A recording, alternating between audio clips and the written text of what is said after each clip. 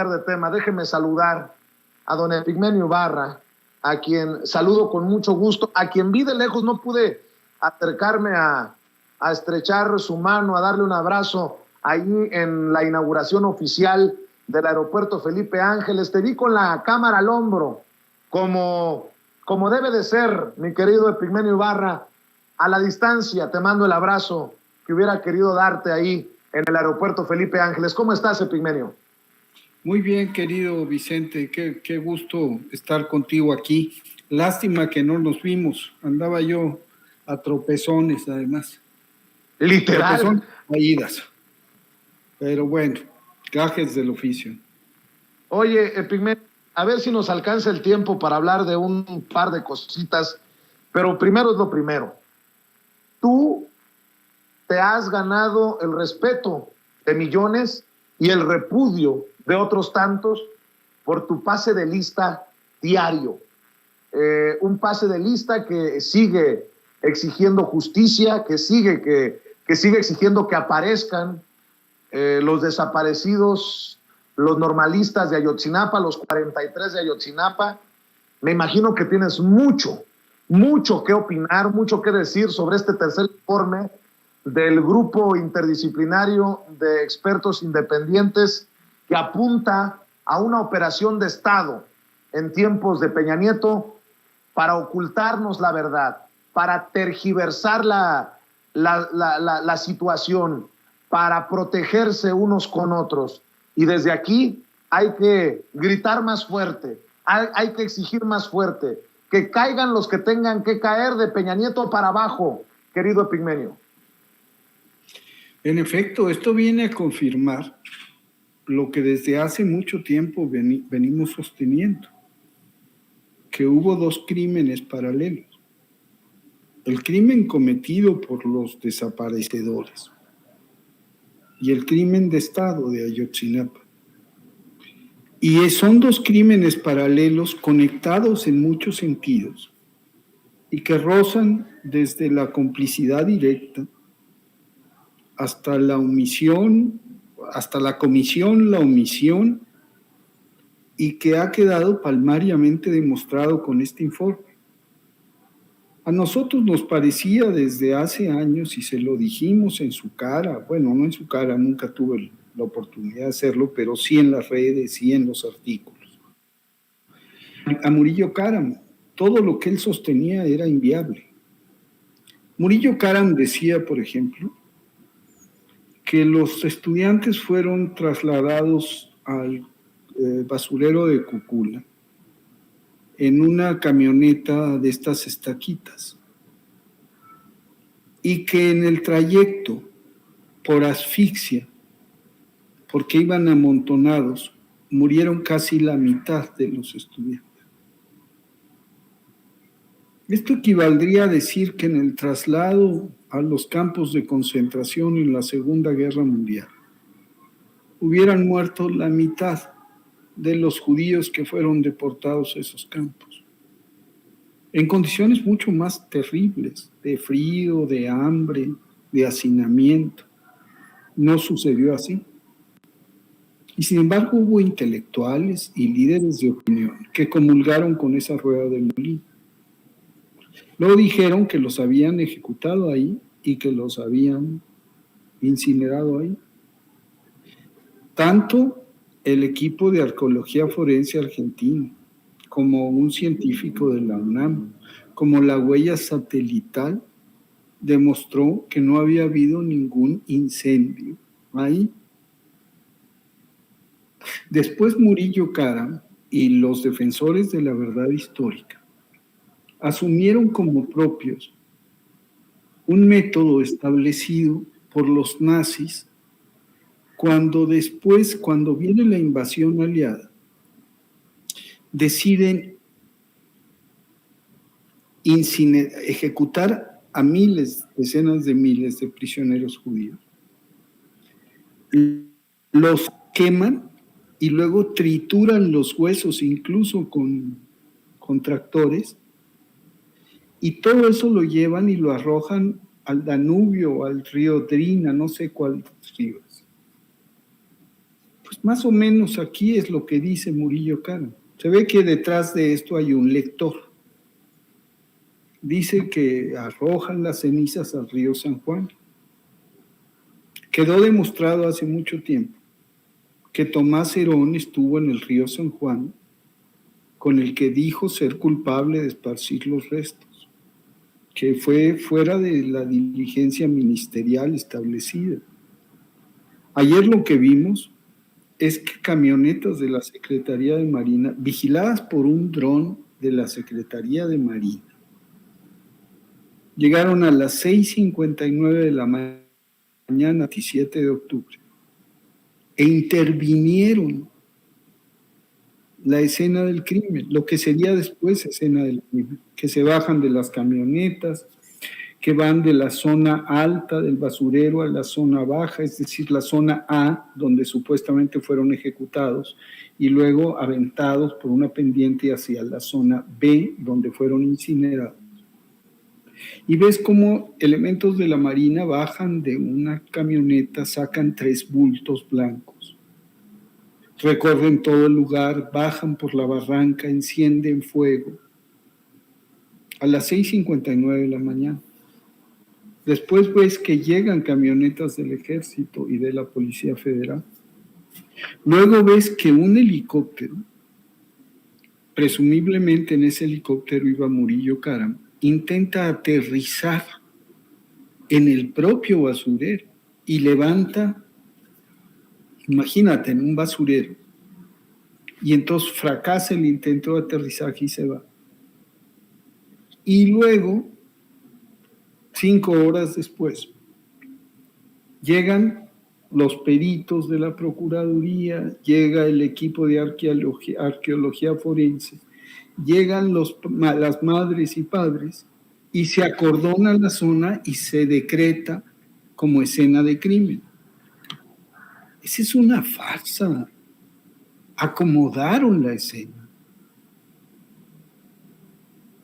Pero antes que eso, que había una operación de seguimiento contra insurgente en la Normal de Ayotzinapa y que había infiltrados en la Normal de Ayotzinapa, agentes de inteligencia del Ejército, y que uno de ellos viajaba con los estudiantes y sabían minuto a minuto qué estaban haciendo, porque eran objeto de un seguimiento contra insurgente. Y luego informa que elementos del Ejército estuvieron en la clínica, estuvieron en la escena del Palacio de Justicia, estuvieron en Barandilla, donde fueron presentados los estudiantes. Y después de ser presentados en Barandilla, fueron entregados a los desaparecedores. Entonces, esto pasó en el terreno. Me decía ayer Ángela Buitragua, una respuesta a una pregunta que hice yo en la conferencia, que había un antes, un durante y un después.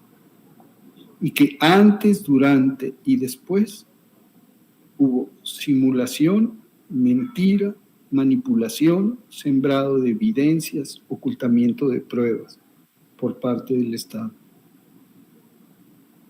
Es decir, estamos ante una unión de Estado similar a la realizada en la Suprema Corte de Justicia por Felipe Calderón, ahora realizada con la complicidad de los medios por Enrique Peña Nieto. Le urgía resolver el asunto. Démoslos por muertos y que culpen a López Obrador. Esa fue la versión. La banalidad criminal de Peña Nieto. Démoslos por muertos. Los quemaron a todos. Ya estuvo. Se acabó. A otra cosa. Pues no se nos olvida. Porque se necesita. Si no hay verdad, si no hay justicia. En el caso de Ayotzinapa no habrá verdad y justicia para México nunca. Esta operación de Estado ha implicado también la muerte en circunstancias sospechosas o francamente o el asesinato franco y descarado de 22 personas que o participaron en los hechos o tenían conocimiento de los mismos y que fueron eliminadas para que no se supiera su testimonio. Y por el ocultamiento masivo de pruebas durante 7 años. Incluso ahora que el presidente ha dado la instrucción terminante, cuesta trabajo obtener la evidencia. Incluso ahora que el presidente ha dicho que la verdad le va a hacer bien al ejército y a las Fuerzas Armadas, por más dura que sea, cuesta trabajo. Entonces sí estamos ante un hecho que debiera a todas y a todos nosotros movernos a considerar sobre la necesidad de que se haga justicia, no sobre los sicarios que dispararon, no, sobre los mandos que decidieron encubrir un crimen y al hacerlo cometieron otro crimen, sobre quienes le negaron a los padres la verdad, les impidieron la justicia. Y eso va no solamente desde los mandos medios en Iguala o en la región militar, eso llega al Estado Mayor, eso llega sin duda a Los Pinos, a la Secretaría de Gobernación de Miguel Ángel Osorio Chong, al ex procurador general de la República, Murillo Karam, el de Ya me cansé, y a Enrique Peña Nieto, comandante supremo de las Fuerzas Armadas, y a su equipo cercano. Todos ellos son responsables de simulación, de mentir a la nación, de manipulación de evidencias, de sembrado de evidencias, de procesos de tortura para lograr sostener mediante confesiones fabricadas la verdad histórica, de una operación mediática gigantesca en donde a quienes sosteníamos que eso era una barbaridad, era una falsedad, se nos dijo de todo. Se nos sigue diciendo. Entonces, pues sí, mi querido Vicente, estamos ante un hecho palmariamente demostrado. Yo estaba ayer en la conferencia viendo anonadados los videos, porque resulta que era una operación clandestina filmada por un dron. Era una operación clandestina de la que quedó huella. Falta saber quién decidió la verdad histórica. Si fue el propio Peña, si fue el conjunto de asesores de Peña, si fue su Consejo de Seguridad. Pero esa decisión es una decisión criminal. Así es. Epigmenio, por favor, dime cuando tengas que salir corriendo, porque sé que has hecho un detalle importante, generoso con la audiencia de Sin Censura, pero te quiero plantear esto también.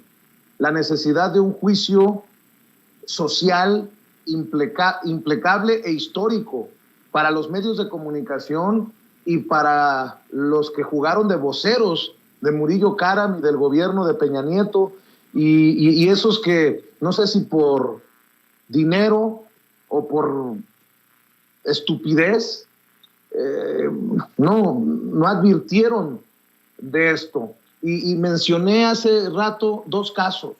El de Carlos Marín, que se atrevió a decir que los padres y madres de los desaparecidos de Ayotzinapa le debían una disculpa a Jesús Murillo Karam porque se trataba algo así como de la investigación más importante de la historia de México. Y el otro es Ciro Gómez Leiva, quien la semana pasada analizaba tus declaraciones y su ¿cómo llamarle? Su hipocresía, cuando él te quería refutar diciendo que la prensa fue hostil con Peña Nieto y tú decías que se tenía que revisar el papel que habían jugado medios de comunicación y periodistas y el otro rasgándose las vestiduras. Bueno, pues no tardó mucho tiempo para que el universo te diera la razón, Epigmenio. Este personaje, el que te da entrada los miércoles, defendió a Murillo Karam y defendió la verdad histórica. Y ahora, ¿con qué cara? ¿Con qué cara siguen defendiendo lo indefendible y a los indefendibles? Creo que más viva que nunca eso que dejas la semana pasada ahí en Radio Fórmula, de la necesidad de revisar y de hacer un juicio implacable sobre cómo los medios de comunicación y los periodistas pues lo vendieron todo, mi querido Epigmenio, y este es el más doloroso de los casos. Mi artículo de mañana se llama No solo fueron Peña y Murillo, fueron también los medios. Sostener la verdad histórica hubiera sido imposible sin el andamiaje propagandístico armado en torno a ella. Hay una responsabilidad. Hace rato subí un tuit diciendo que estaba yo esperando que pidieran perdón. Porque también los intelectuales, que le pidieran perdón a las madres y a los padres de Ayotzinapa, pero que le pidieran perdón a sus lectores, a quienes los ven en la televisión. No se trata de ingenuidad, de comprarse la histórica. Se trata de que hicieron una defensa a muerte de una mentira. Se trata de que se empeñaron en descalificar a aquellos que buscaban la verdad. Entonces, la semana pasada hablaba yo de que no solamente plata y plomo empleó el régimen para someter, también a los medios. Este es un caso palmario, es la demostración de lo que yo afirmaba la semana pasada, aquí está. Entonces, yo celebro la oportunidad de debatir y guardo una corrección que nos permita dialogar y exponer nuestras ideas. No me meto, cuando me dice Ciro que a Peña lo maltrataban, se lo dije, le dije sí, a partir de que se volvió una caricatura y cuando ya sabían que se iba, pero antes fue el gran reformador, se tomaban la foto con él sonrientes, lo trataban con algodones. Y luego, incluso como figura caída, lo protegieron en lo mero principal, lo protegieron en esto. Lo encubrieron. Peña encubrió a los asesinos, los medios encubrieron a Peña.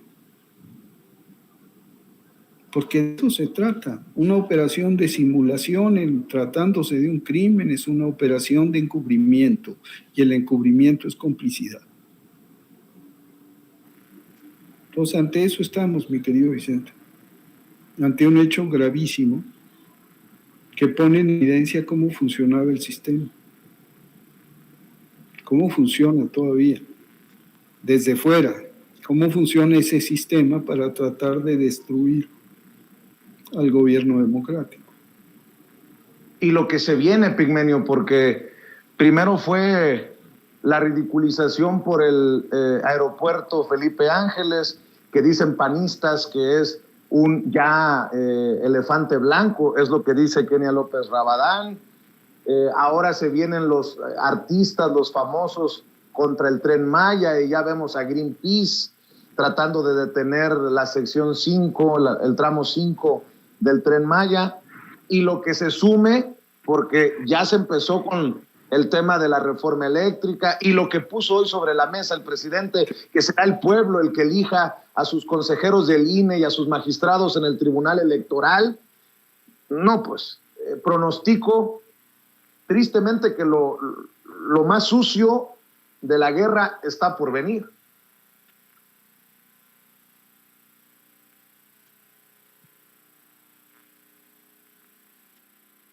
Bueno, es probable que se nos haya caído la comunicación con Epigmenio Ibarra o él haya tenido que salir corriendo a otro de sus compromisos. Epigmenio tiene una columna que publica en Milenio semanalmente y tiene una participación en el programa de Ciro Gómez Leiva. A muchos no nos agradará del todo ver a Epigmenio haciendo su labor de defensa de lo que cree en las cuevas de lobos, pero ahí está Epigmenio Ibarra dando la batalla. Yo le encargo que vea y que comparta la videocolumna de Epigmenio Ibarra y en redes sociales que lo sigan, @Epigmenio Ibarra, sobre todo en Twitter, en donde anda la perra brava.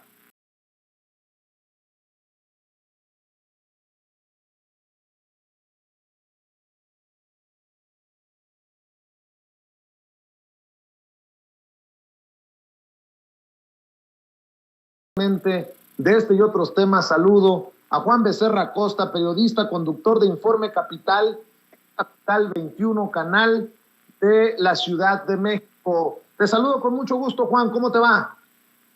¿Cómo estás, Vicente? Qué gusto saludarte, te mando un abrazo a ti y a todo el auditorio que nos hace el favor de acompañarnos esta tarde. ¿Cómo te va, Vicente? ¿Qué hay de nuevo? ¿Cómo ves a los periodistas que se quieren meter, bueno, más bien a los pseudo periodistas que se quieren meter en la misma canasta de quienes informamos?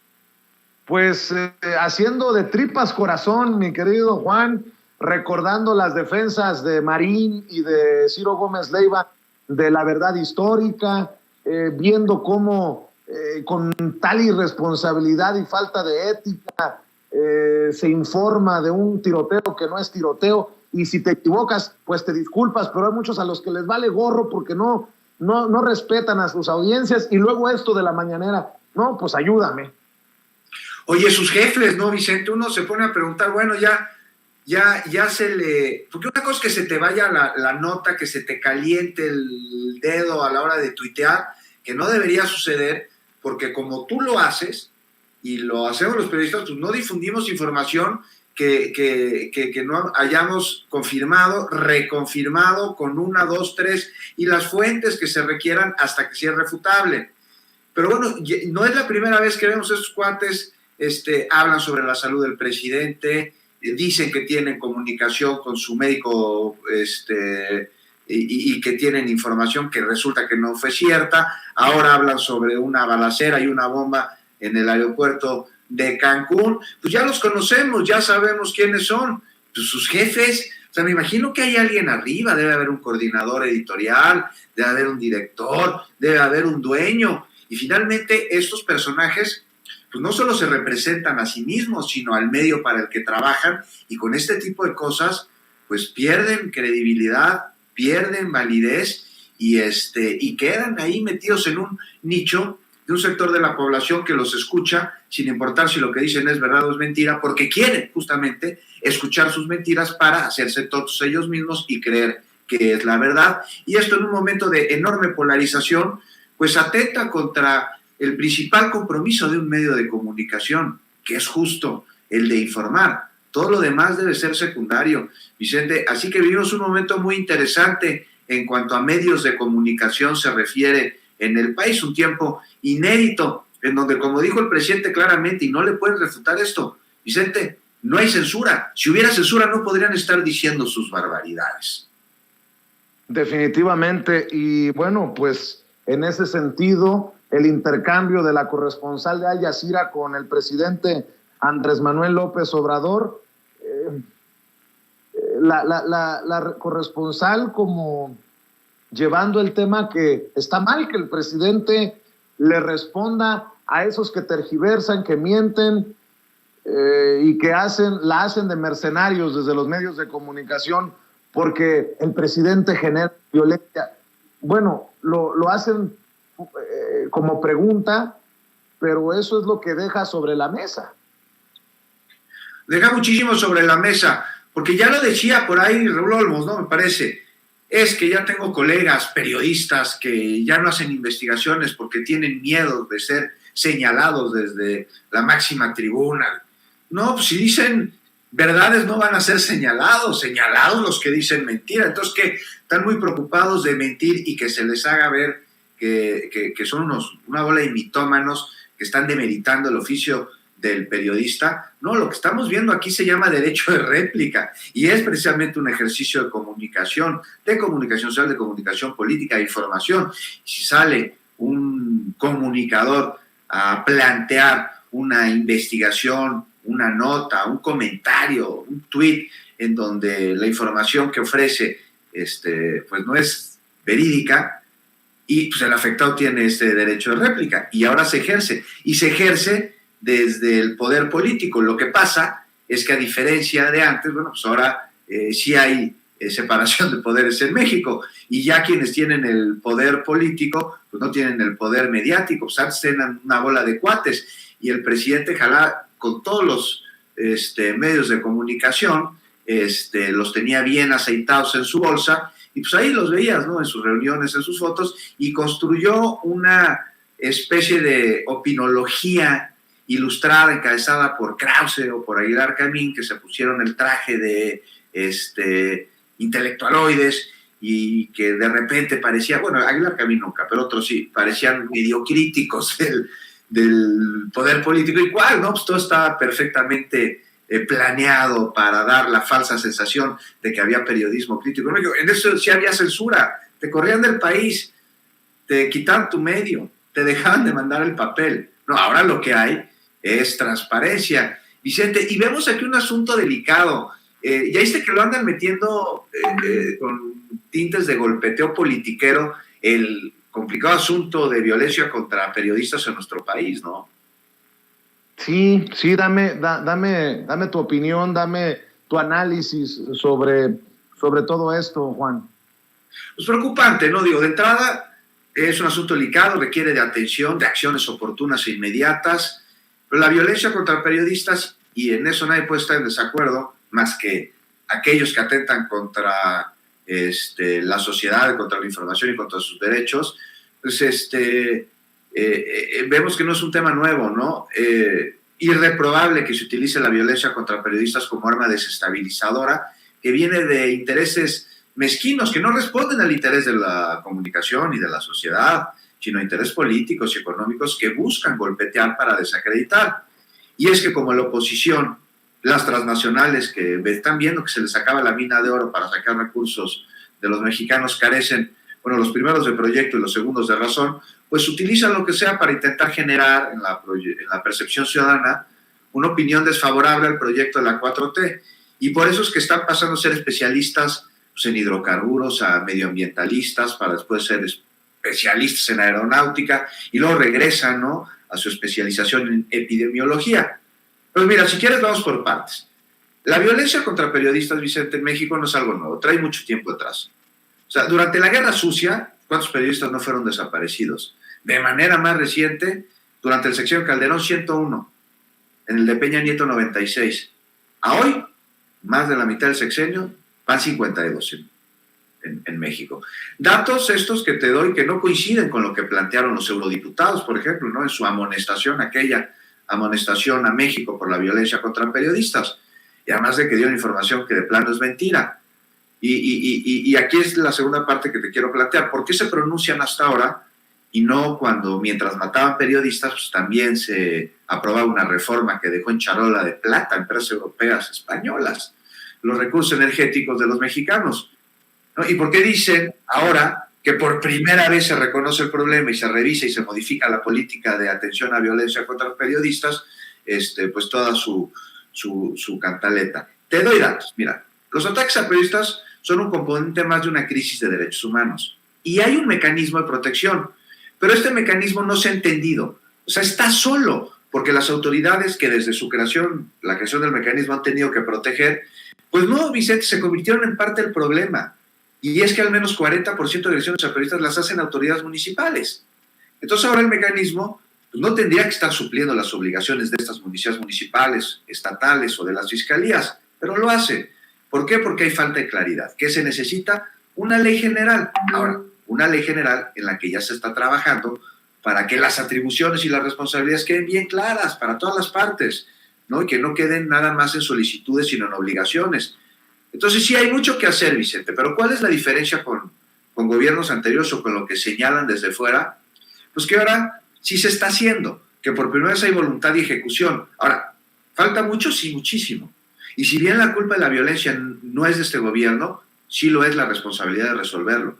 Y por ello el mecanismo que los protege no tendría que ser la única instancia que lo haga. Y por eso urge una estrategia de seguridad que coordine, que no delegue. Pero yo veo que se está trabajando en ella. Y los resultados sobre las investigaciones de los últimos homicidios, pues ahí están, a diferencia de lo que pasaba antes.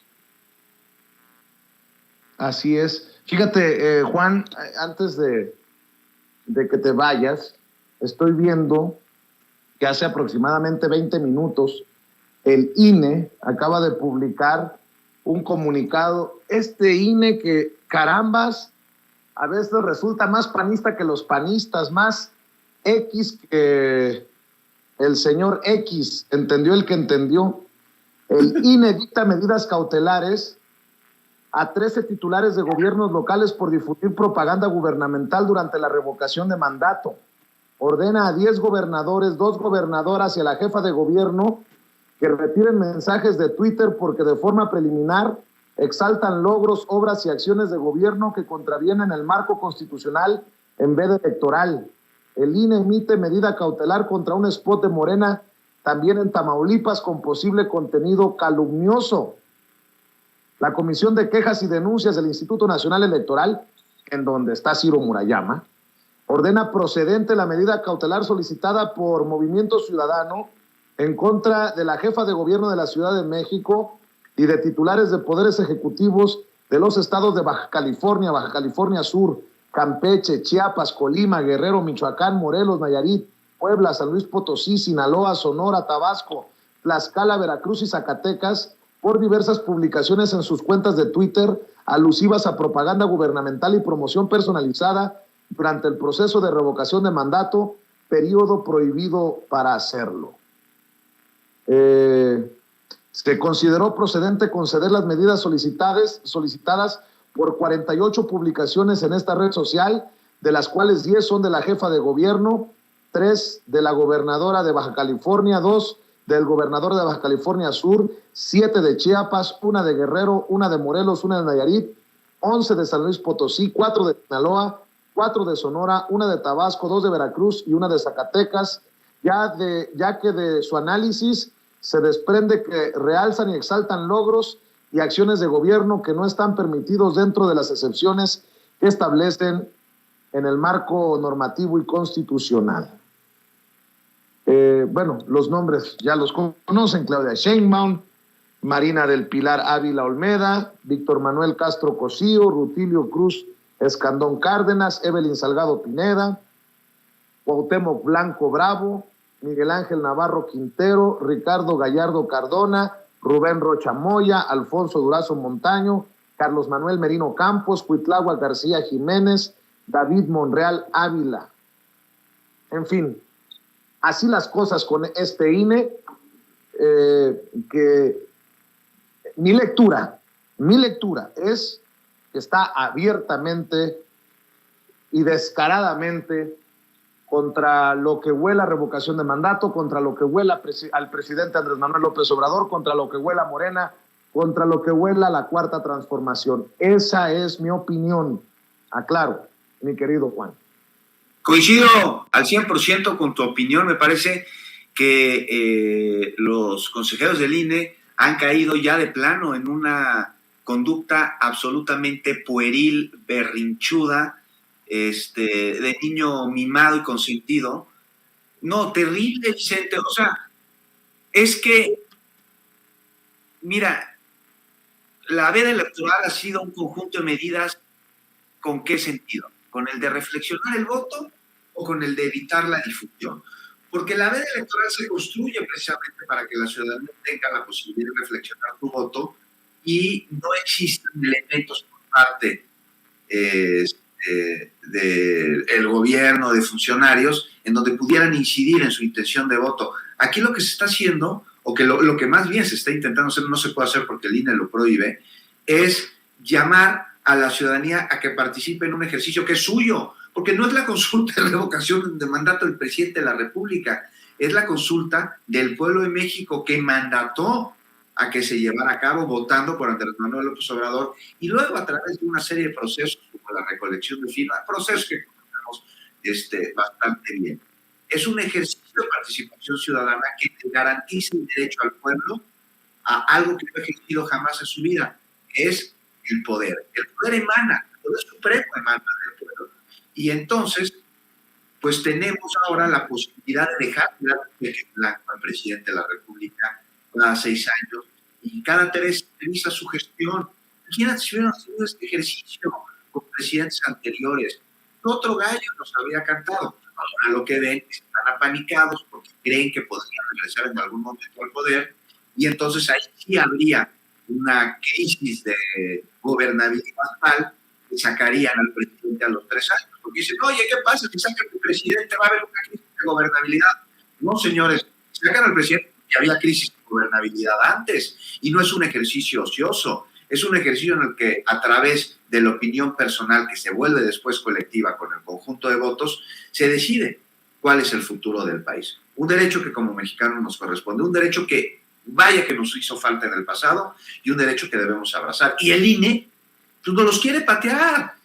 Pinches cabrones, perdóname Vicente, pero son unos jugadores que se visten como árbitro cuando no lo son, que se vayan a un partido político a hacer oposición allá, por dignidad, por patriotismo, que dejen su cargo en el INE si no van a ser árbitros.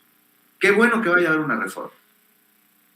Así es, pues mi querido Juan, por tu sinceridad, por tu generosidad, por tu convicción de siempre hablar con la verdad, te agradecemos aquí en Sin Censura, e invitamos a la gente, a las miles de personas, por ahí de 15,000 personas que siguen conectadas en este momento en nuestra transmisión en vivo y en directo, para que también sigan la transmisión del informativo en Capital 21, que te sigan en redes sociales, que te lean en la jornada, querido Juan. Así es, querido Vicente, muchas gracias por la generosidad. Los esperamos, mi compañera Azul y yo, a las 9 de la noche en Informe Capital, en Capital 21. Los invito a leer mi colaboración, mi artículo en la jornada el próximo domingo, y pues ahí en redes sociales, pues ahí dando lata, Vicente, como tú bien sabes. Mi querido Juan, lata la que te damos nosotros, para que siempre estés conectado con la audiencia de Sin Censura. Yo te mando un abrazo y que continúen los éxitos. Estamos al pendiente, Juan. Abrazo a ti, Vicente. Muchas gracias de nuevo, y un abrazo a todo el auditorio. Claro que sí. Buenas tardes. Amigos, amigas, regresamos en breve, pero mientras seguimos hablando sin pelos en la lengua, sin censura, usted puede suscribirse a nuestros 3 principales canales en YouTube. Sin Censura Media, en donde tenemos más de 1,600,000 suscriptores, Sin Censura TV, en donde tenemos más de 1 millón de suscriptores, y en Sin Censura Presenta, en donde queremos llegar muy pronto a los 100,000 suscriptores. Si usted ya está inscrito en Sin Censura Media, suscríbase en Sin Censura TV. Si ya está suscrito en Sin Censura TV y Sin Censura Media, suscríbase a Sin Censura Presenta. Recuerde que es gratis, no tiene que sacar un solo centavo de su bolsillo para apoyarnos. Dele clic en la campanita para que los señores y señoras de YouTube envíen las notificaciones cuando estemos transmitiendo en vivo y en directo o estemos subiendo videos. También nos puede seguir en Twitter en @Vicente Serrano, y hasta en Instagram. Ojo, también estamos en Instagram. Son nuestras redes sociales, y con el apoyo de ustedes seguimos creciendo, porque con ustedes todo, sin ustedes nada.